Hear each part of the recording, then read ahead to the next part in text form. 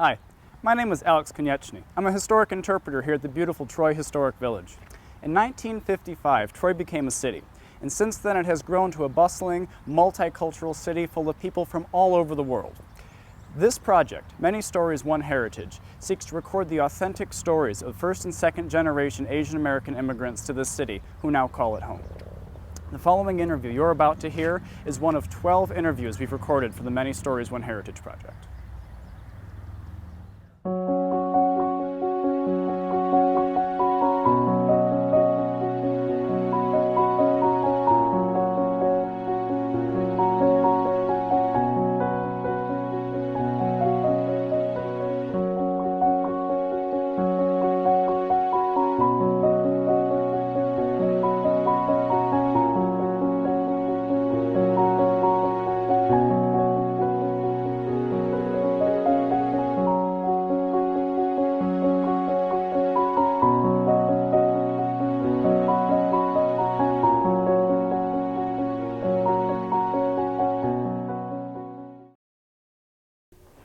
My family. I am married to my husband, Makito Mori, and he is Japanese, born and raised in Japan. And then we have 4 children. Aima is 23, and then Kento is 21, and then Taiki is 20, and Maika is just turned 17. Yeah. So what was your life in Japan like? I was born and raised in Japan, in Okinawa, Japan, and then to a Japanese mother and an American father. We lived, my father was in the military, but we lived off the military site. And then, so I went to, we lived in the Japanese town and in a city, and then, but I went to an American school on the island. It was a private American Christian school on the island. So I was raised speaking both Japanese and English at the same time. Spoke English at school and spoke Japanese at home, and just communicated with everybody that way. I had a great childhood. Had many cousins, my aunts and uncles, my grandparents, you know, all from my mother's side, of course. We lived on a small island. It's on Okinawa, which is like Hawaii is to mainland United States, Okinawa is to mainland Japan. So it was a beautiful tropical island, and I loved every minute of it. Tell me a little bit about your father. My father was in the military. He was in the Army, in the Green Beret, and so he was stationed in Okinawa, and then he was from Texas. After I was born, though, he was not there. He was called into duty to go to Korea for the war there, and then also to Vietnam. He was involved in Vietnam. He was, in fact, when he first enlisted as a soldier, he was in the World War II, end of World War II also. So he was in Germany, some parts of Europe, I don't even know. And then after that, you know, Korea and Vietnam. And so he was never there for me. So I was raised by my mother.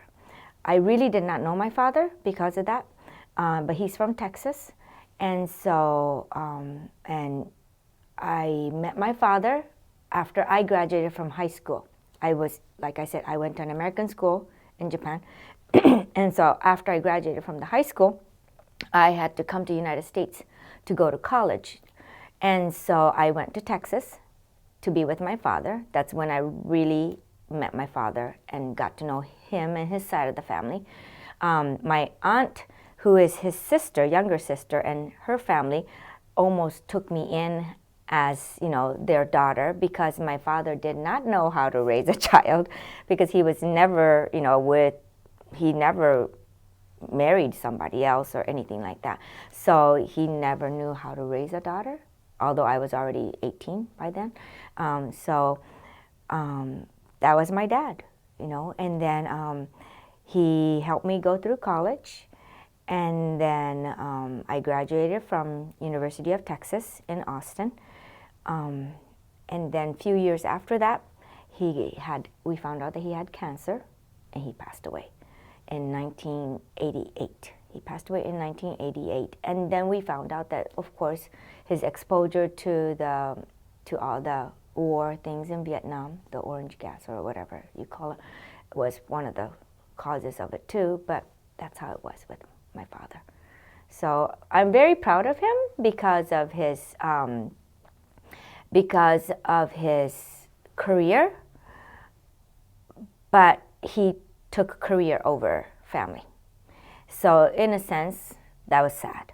And I think when he realized what he had missed out in life, it really hit him hard. Like, wow, I did away with my wife and my child over career, which really didn't leave him much except for money, because he was a very high-ranking, not an officer. What do you call? An enlisted man? Yes, enlisted man. He was E9 as a very young man. He was a paratrooper, and and he got hurt while he was in Korea. One of the bombs, he was on a Jeep, he said, and then one of the bombs that was in the ground, underground, detonated, and so it hurt his ankle, which sent him back to United States. And then after that, he could not jump anymore as a paratrooper. So, and then eventually he retired, and then Pentagon had called him to work at the Pentagon, but he did not want to, he said, because he did not want to deal with politics. So he ended up in Fort Hood, I think, in Texas, and he had to take care of the ROTC, which he did not enjoy, he said. He says, I'm not taking care of mama's boys. So he could not take it, so he ended up retiring completely. And then he opened up an auto parts shop and partnered with his brother, who did the auto mechanical part, while he had the auto parts shop. A little bit about your mom. My mother is, of course, Japanese, and then she still lives in Japan. She is, I think she's 76 years old, very, very outgoing, and she owned a shop, a seamstress shop. Her store was right across. There's a main highway called 58, which was named Highway 58 by the military, which connected the south end to the north end of the island. And then there was a military base across the highway. And then we lived off the military base. And then her store was facing the highway. And so she had a store where she had like 5 or 6 seamstress girls that worked for her. She would design dresses, make the patterns to fit the exact body of the clients. And then a lot of her clients were American people, American military officers' wives who could afford somebody to make dresses. And so that's what she used to do when she was younger for many, many years. And then after a while, when Okinawa was kind of returned to Japan in like early 1970s, I think it was, or maybe mid 1970s. And and then a lot of the clients started returning back to the United States. So little by little, her clientele changed from American people to Japanese people. And she had her store for a while, but after a while, she closed down her shop, and then she worked as a salesperson, and she became very successful as a sales lady. And in fact, she was selling educational material so that the children can start learning English as a young child. And then she became very successful in doing that. She's semi-retired right now, and so she still works part-time, and then she enjoys her life on the island. Why did your mother send you to an American school or a Christian school? Right. I did first start off attending a Japanese school as a kindergartner and then a first grader, but my mother felt that one day I will meet my father. and she wanted to make sure that I would be able to communicate with my father when I met him. So she decided to put me into an American school, which it was a private school. It was very expensive for a single woman to put a child through. And then I remember her brothers and everybody saying, that's a foolish thing for you to do. You cannot afford this and all that. But my mother was determined that one day Mina is going to see her dad. One day she needs to be able to communicate with her father fluently in the language. So she pulled me out of the Japanese school, put me in an American school, which I believe now everybody sees was the best decision that she had made, because I became completely bilingual, you know, with no accent, nothing. And then also I was raised in the Japanese culture, so I'm not just speaking the language, but I know the culture also. But then at school, it was an American culture, so I was able to work in both worlds at the same time. So the reason why she put me through an American school is because of my father, with her hopes that one day I will meet my father. So tell me about coming from Japan, moving here. Coming from Japan, I first went to Texas, to Dallas airport, to Dallas. It was my first time that I would fly by myself across the ocean. I mean, I went to mainland Japan and things like that, but I never had gone by myself overseas. So, so I came to the United States. I met my father and my aunt, my uncle, and my cousin at the airport for the first time. We had, you know, communicated over the phone or through letter, but I came. I first landed in LA. And then, of course, my supposition was, hey, everybody in America is very polite and very, you know, full of manners and very gentleman-like. I didn't find any of that in LA. None whatsoever. I had one huge suitcase because I knew that's the only thing I could carry by myself. And then there was nobody to help me pick up this huge suitcase. So I had to do all that on my own in LA. And then this was in 1982, so over 30 years ago. And then we had to pick up our suitcase, get on the bus, transition to another part of the airport, get off the bus, and then check the suitcase in. And I thought, oh my word, there's nobody that even offers help. So that was my first impression of LA. And then I came to Texas, saw my dad, my aunt, my uncle, and of course this is family now, so it was all different. They were a lot more kind. And then my first impression was, wow, there's the trees, I mean the roads are wide. There's a lot of roads, freeways that are huge, and then cars are bigger, you know. House was beautiful, and the green lush lawn, you know, and the trees were big because I lived in a city in Okinawa, and so we had our greeneries, but it was all buildings, you know, mostly buildings. And then what we saw that was green was across the highway. On the other side of the highway was this barbed wire fence. Beyond the barbed wire fence was the military housing, U.S. military housing, and it was all green, and then had houses here and there and there. That's where we saw our green. On the other side of the fence, we didn't see green, just bushes and trees, you know, but that's about it. Well, we never saw lawn. And so when I came over to Texas and went to Dallas, of course there was lawn, there was yard, you know. We lived right there in Dallas, very nice part of the town. And then, of course, from there, my father lived in a countryside. So we drove forever, felt like almost an hour away to where he is. And then of course, it was like green after green after green, with cows and horses and everything, which we never saw in Japan, unless you really, really went into the countryside, which I never did because I was a city girl.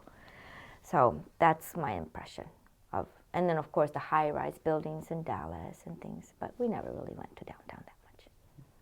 So once you got into Texas, kind of what was life like there for you? Um, First settling in. I went to, of course, I was with my family for a while, and then I went to college, so I went to the dorm. And then I checked into the dorm. I had a roommate, and this was Texas, of course, in early 1980s.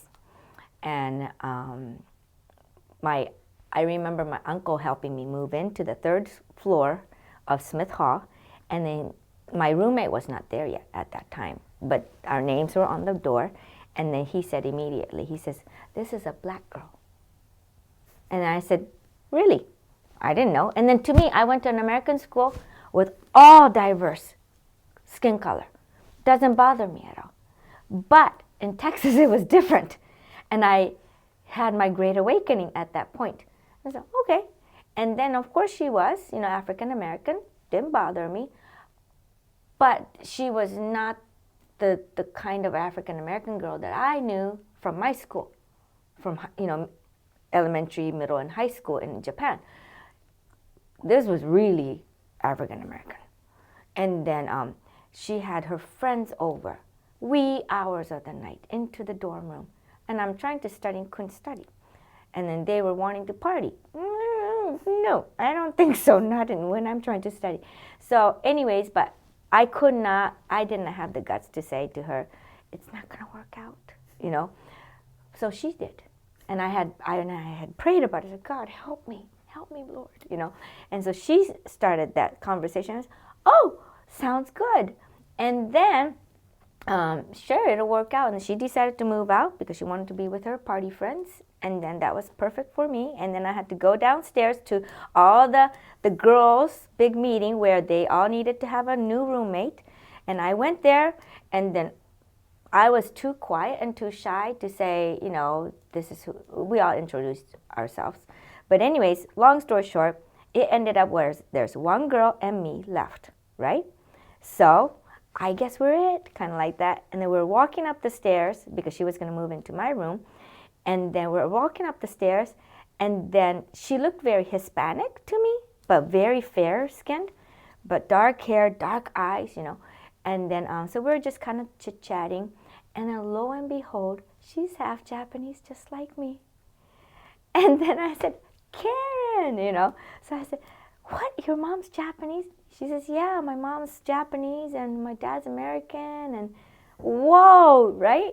And then she says that she eats ramen just like I do. And I was like, yes, we can get along. And we did. It was perfect, And then she was quiet and kind of shy, like I was quiet too.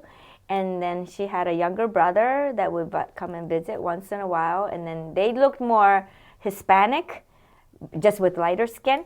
But so I had the fair skin, and I had the light brown hair and all that. And I had the hazel eyes, whereas they had the brown eyes.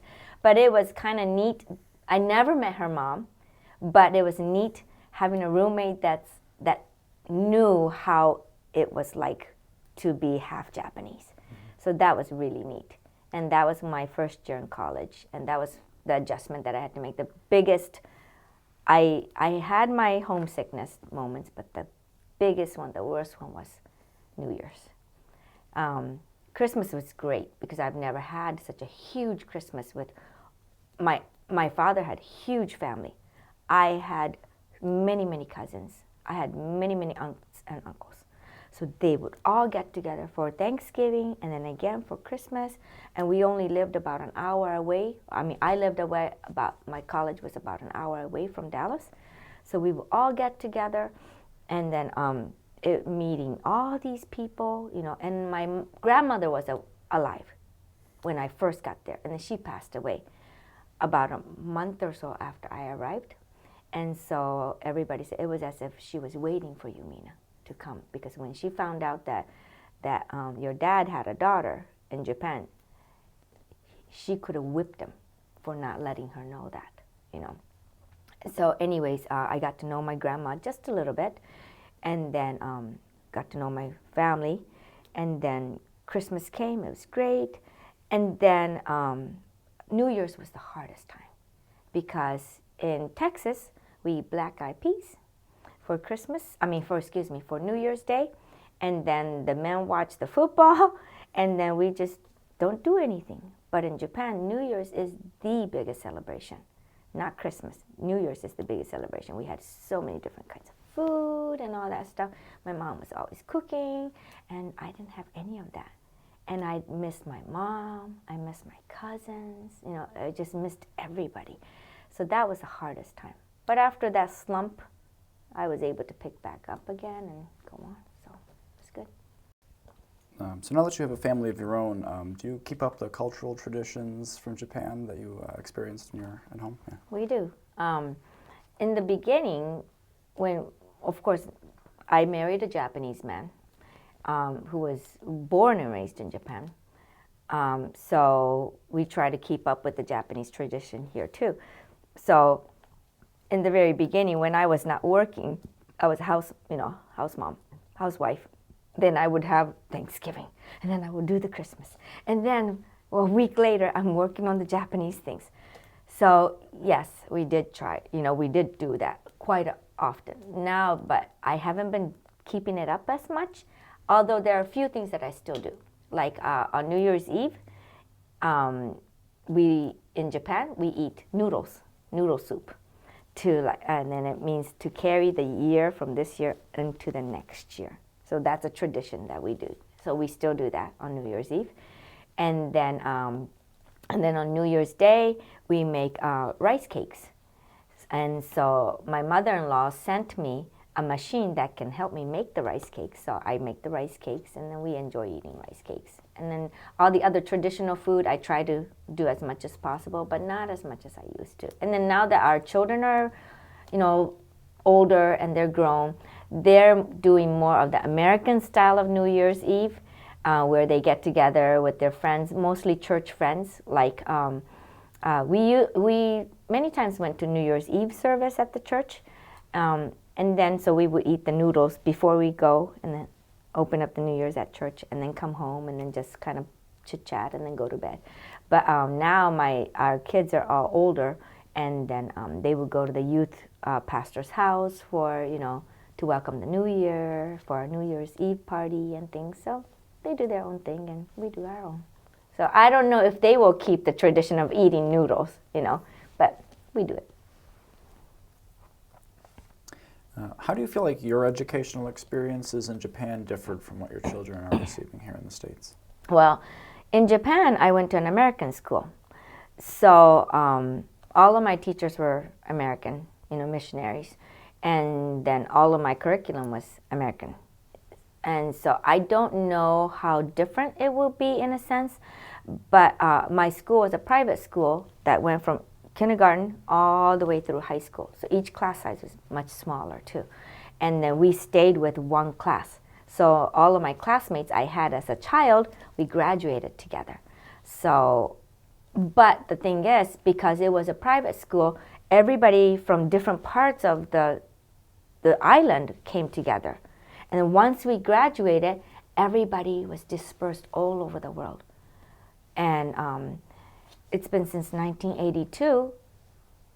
I haven't met most of we can't even do reunion, because that means they will have to, I will also need to go halfway across the world to have a reunion. So we haven't even had a reunion or anything like that. And so in that sense, it's kind of sad, because we really don't know where anybody is.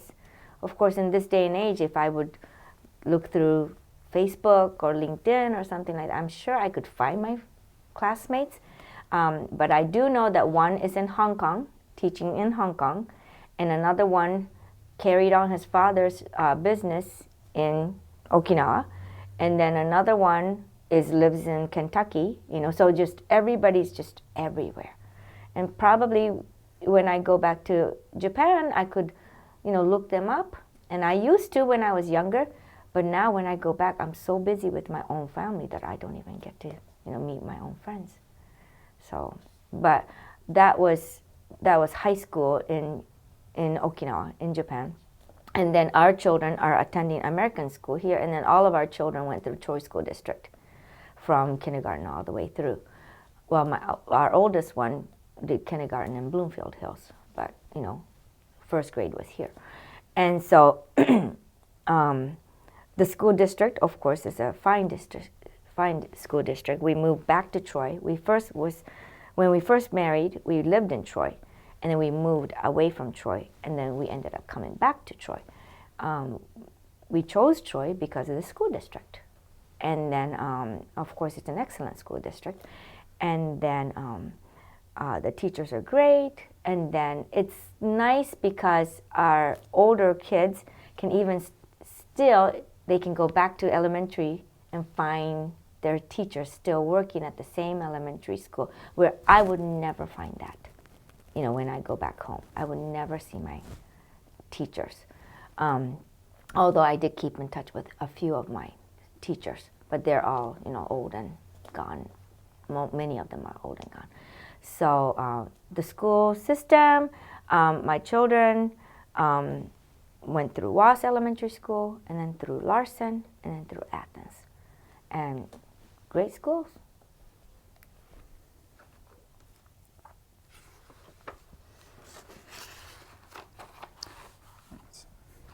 When you were younger, what did you want to do with your life? When I was younger, when I was in high school, when I really started thinking about, oh, what do I want to do with my life? I always wanted to work with people. I thought, I want to become a psychologist, and I want to work with teenagers. And I was a Christian, and I still am, and I always said, I want to become a Christian psychologist so I can help people, young people, find themselves and find their way to God. That's what I always wanted to do. And then but I ended up changing my major from psychology to Japanese language because I wanted to become a missionary. And so because I went to an American school, although I spoke the two languages fluently, I never had to translate because I was always going back and forth. Translation was nothing to me. But I never did a formal translation study, so which is what I did in college. And then I wanted to go back to Japan as a missionary. Well, I ended up working for a Japanese company, which helped me learn business languages instead of just translation languages. And then I did go back to Japan for 1 whole year to assist the missionaries there. And then, of course, after I came back to the United States, I met my husband, got married, and then I was a housewife for many years. Lo and behold, and now I'm a high school teacher. I'm working with young people. And I love teaching. I always did love teaching. I guess my passion was to work with people, you know, with young people. I wanted to help them, direct them, and guide them through their lives. And so that was what I wanted to do since I was young, and that's what I'm doing right now. Of course, I teach Japanese. My degree was in Japanese. I got my teaching certification in Japanese language. So that's what I do right now, and I enjoy it. Since I was young, I was always teaching English. My first job was teaching English. I was a middle schooler. I was like 8th grade, or maybe I was 9th grade. I think I was 8th grade though. But I was already teaching English to Japanese students. And then I always did that as my part-time job. And teaching Sunday school, you know, always a teacher role. And that's what I'm doing right now. What kind of experiences have you had being a woman from Japan working in America? When I first graduated from college, University of Texas, and I was looking for a job, and I was looking for a job that I could use, of course, my degree, my bilingual abilities. Trying to get a job right away was not easy at an American company. And then I got a job at a Japanese company because they needed more people that can speak both languages fluently. At a Japanese company, they either had American people that spoke no Japanese, or they had Japanese people that were fluent in Japanese but partially fluent in English. So when I started working for a Japanese company, when I interviewed for a Japanese company, they took me right away. And then because I was fluent in both languages. And I really enjoyed that company. And then I had no problem, you know, having any discrimination or nothing, none of that stuff. I ended up quitting the job to do missionary work for 1 year. And then I came back and I had a job again right away because of my ability to speak 2 languages. I never really had a difficult time finding a job. Maybe sometimes knowing what I really wanted to do, I paused for like some time in my life. You know, I would quit my job and think, okay, I need to think again. What do I want to do with my life? So I had those moments, but once I found a job, I never had a hard time.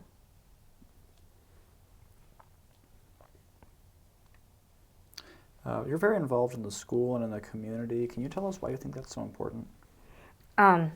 Before I even started working for Troy School District, because I lived in Troy, and then I had children that went to Troy School District, I always volunteered for the elementary school things. And then also, before I had my children, I worked for Troy School District as a parapro. And I was working with Japanese students that lived in Troy. Troy School District was looking for a bilingual person who can assist teachers and the students and the parents adjust to the school district. At that time, Troy did not have an ESL program. This was in 1990. No, 1990. No, 1991. Wait a minute. Yeah, 1990, sorry. Anyways, I worked for Troy School District for about a year. And then, of course, I always loved kids. And then after I had my first child, I quit my job. And then when we moved back to Troy and my daughter was in elementary school and then my son in kindergarten, I always was working with children, volunteering for the school because I wanted to be involved wherever I was. I think it's one of the most important things that we do as parents. If we have the ability to do it, I think it's important that we have that the teachers know us and that we know them. And so I did that a lot. And then when my daughter was older, I started volunteering as a team manager for after-school program called Destination Imagination. And then I started doing that, loved it, just loved working with kids, competing, helping them think out of the box and creating creative thinking skills, nurturing that. I loved it. So I had a group of kids in a team, worked on that, and worked with the kids. And then I've been doing that for over 10 years now, 12, 13 years. My youngest daughter, all of my kids did Destination Imagination. And then through it, I supported the parents to get involved. So I ended up becoming a coordinator as a volunteer, as a coordinator for the city, for this Troy School District. It was all volunteer work. And then the elementary school principal, who already retired from Watts Elementary School, Dr. Vandenberg, became a very good friend of mine. And then was a very big fan and a supporter of Destination Imagination. So he really helped us launch the program in the city. And then now we've kind of branched off of the Troy School District, although the district still helps us out. It's a private organization, nonprofit organization called Troy Creative Minds. And then this year we have 30 teams within kids from all of the schools in the Troy School District. It's all run by volunteers, and including myself. I still help coordinate the teams. And then now we have students from kindergarten all the way through senior and high school involved in the program. Love every minute of it. It's a lot of hard work, but it is fun, just fun watching the kids' eyes light up and say, yes, we did something creative. And then they compete in the region, and then if they get scored high, then they go to the state finals, and then from state to global finals. And it's a lot of fun. And this year, My daughter is in junior in high school, and so my youngest daughter, she and her team stopped at 8th grade. In high school, it was just too busy. So my daughter did not do it for 9th grade and 10th grade, but now they decided to do it again. So of course, who's managing the team? Me.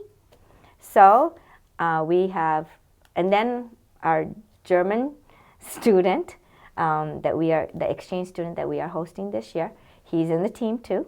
So we've got 4 kids doing a team this year. So. What's it like having a German foreign exchange student in your house? We're having a blast. Of course, we had a lot of time that we needed for adjustment. And it's a totally different lifestyle. And then we are Japanese Americans, where he is German, right? And then, of course, he knew that he was coming into a Japanese American family. And then we knew that we were getting a German boy. And then our oldest daughter was in Germany for 1 whole year during her junior year in college. She had a scholarship and she spent 1 whole year in Germany. And she has double major, one of them is German language. And so because the country of Germany gave so much to our daughter, we wanted to give back to somebody from Germany. And then Youth for Understanding is another organization that coordinates this exchange program. And many of my current students, not just current, but my past students too, received many scholarships from YFU and went to Japan. And my daughter also received a scholarship when she was a junior in high school to go to Finland through YFU. And so we wanted to give back to YFU as much as we wanted to give back to Germany. So we decided to host a student from Germany. Well, of course, my daughter knew German, so we thought that maybe, we'll be able to adjust to this. It was a bigger adjustment than we expected. Of course, Japan is considered as in a sense, traditional Japan is a very conservative country. And on top of that, we are Christians, so we are very conservative. And then Germany is not a conservative country, it's more of a liberal country.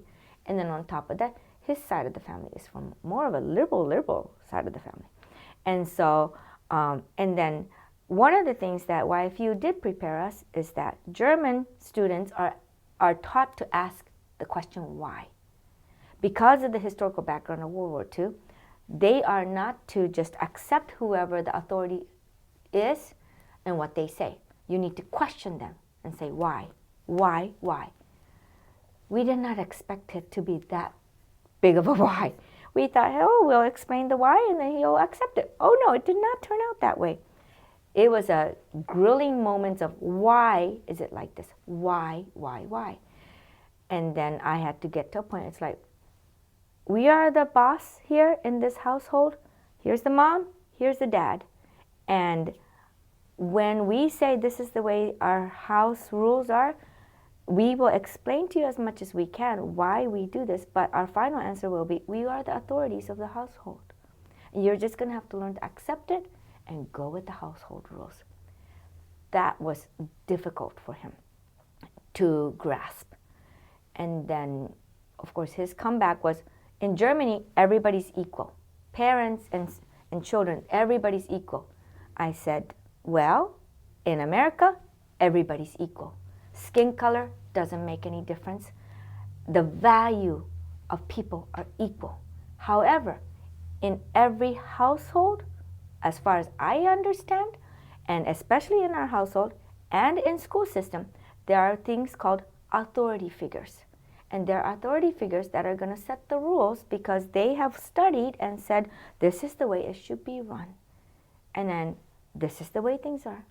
And then I said, of course, my husband and I don't always agree with everything. But when it comes to the point where we have to agree on something, we agree to disagree. And I bend my will, and then I let my husband do the final decision. And if it turns out great, great. If it doesn't turn out so great, I get to say, I told you so. So that's the way we run our home. So having a German student in our home was a big adjustment for him as well as it was for us. But now the hump is over. Everything's going great. Of course, not that everything's going to be 100% great, but in any home, nothing is 100% great. Even in our own children's relationship with us, there's always going to be a questioning of authority, and we expect that. And then, but right now, he's very good, adjusting well, and it's been great for our family to have a German student in our home, where he will say, "Why do you do this? Why do you say this?" And that's been very good for us because it made us think, why do we do this? Why do we say this? So it's been very, very great experience for us. How do you self-identify? I'm a woman. I'm a mother. I'm a wife. I'm a teacher. I'm a Christian. Not necessarily in those orders, but that's how I identify myself. I'm Japanese. I'm an American. I am Japanese in some of my ways of thinking, but I am an American also.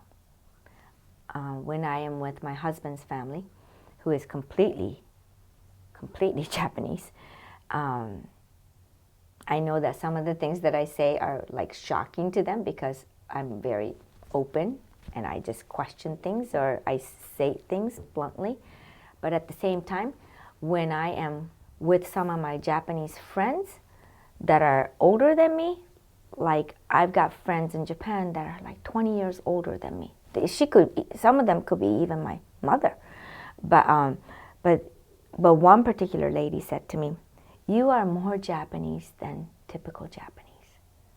And I said, "What makes you say that?" She says, "The younger generation of Japan is changing so fast and then stepping away from the traditional Japanese ways of thinking. So she said the way you say things, the way you act, the way you greet people are more traditional, more polite," she says. So, and I thought, oh, that's nice to hear, And yet I know that like my mother and father-in-law, although of course I love them, I talk to them, I'm the one that calls them up to say, "Hi, Mom, hi, Dad," instead of my husband doing that. But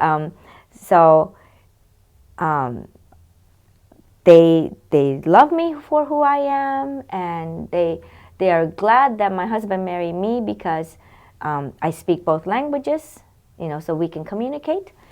And then, so in that sense, I'm Japanese. And even with my family too, my mother's side of the family. And then, but with my father's side of the family, I'm Japanese. They see me as a Japanese American because I have the quality of going back and forth between the Japanese side and American side. But I can also say that I'm an American because a lot of my more than half my life's been spent in America. My entire education is in American education. And so the desire to be an individual, the desire to be able to speak my opinion without speak my thoughts is very important to me instead of just keeping my mouth shut.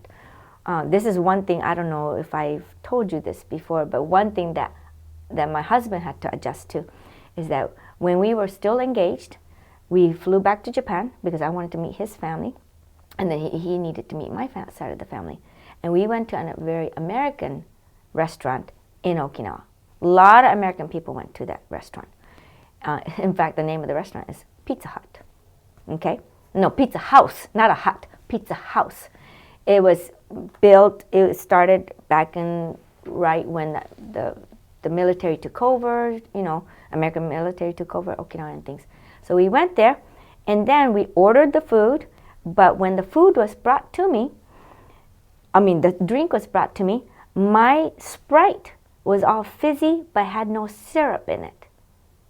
when they mixed the drinks, it had no syrup, and it was just fizzy, just bitter taste. And I said, they did not mix the syrup in this. I can't drink this. I need to have it changed.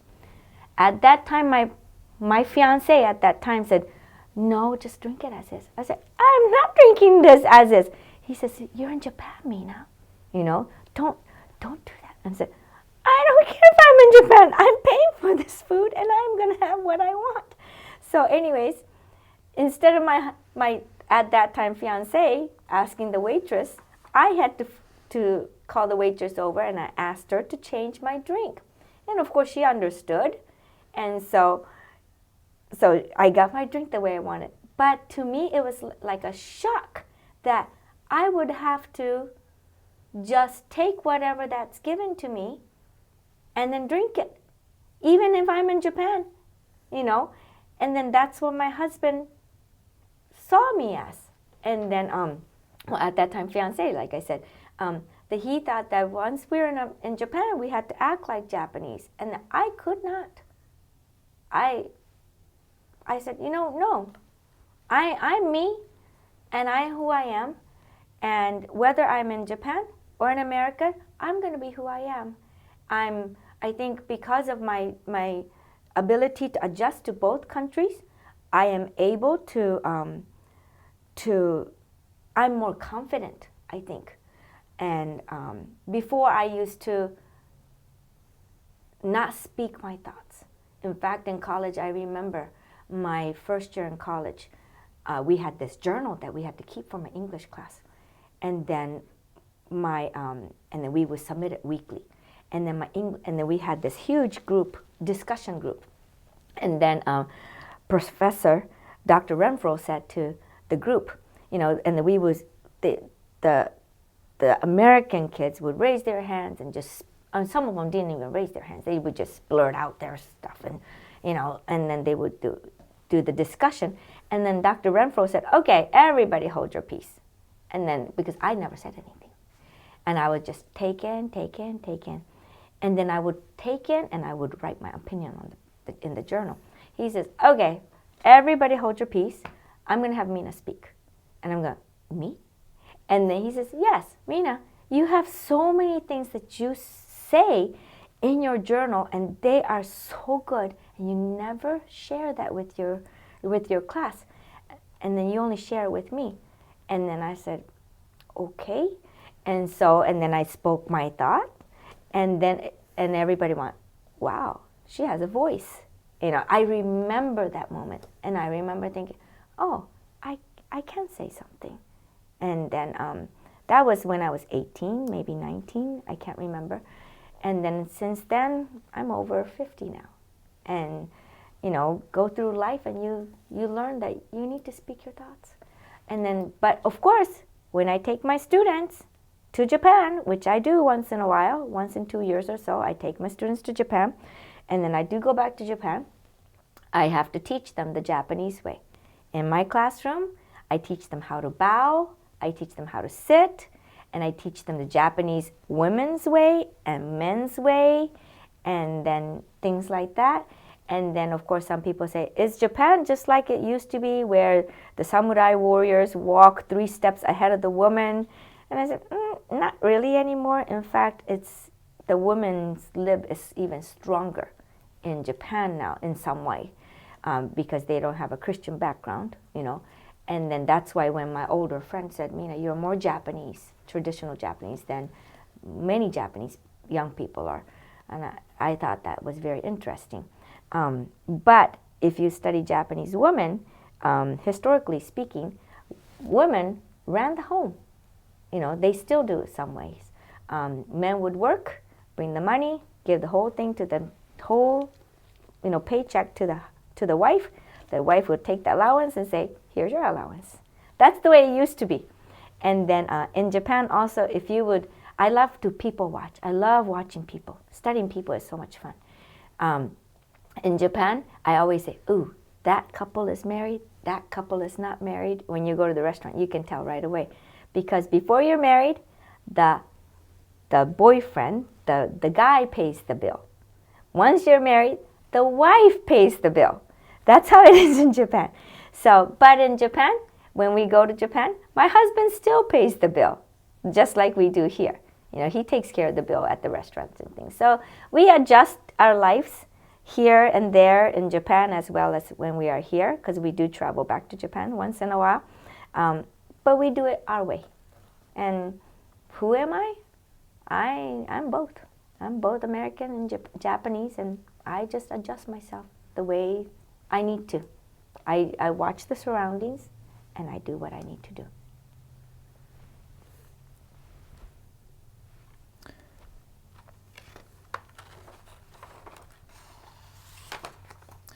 Is there anything you'd like to talk about that we haven't covered?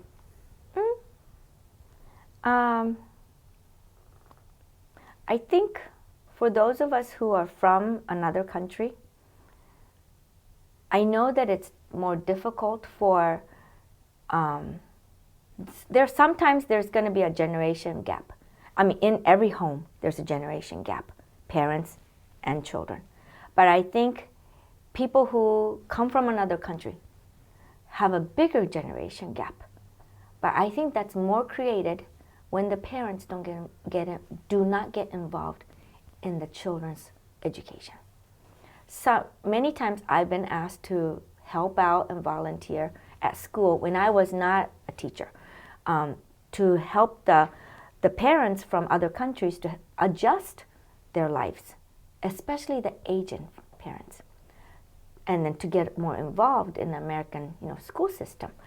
And if we will get more involved as parents in the young children's lives, volunteering and things like that, instead of getting too involved in our own life, like making a career for ourselves and things like that, give our time to the school, to the children.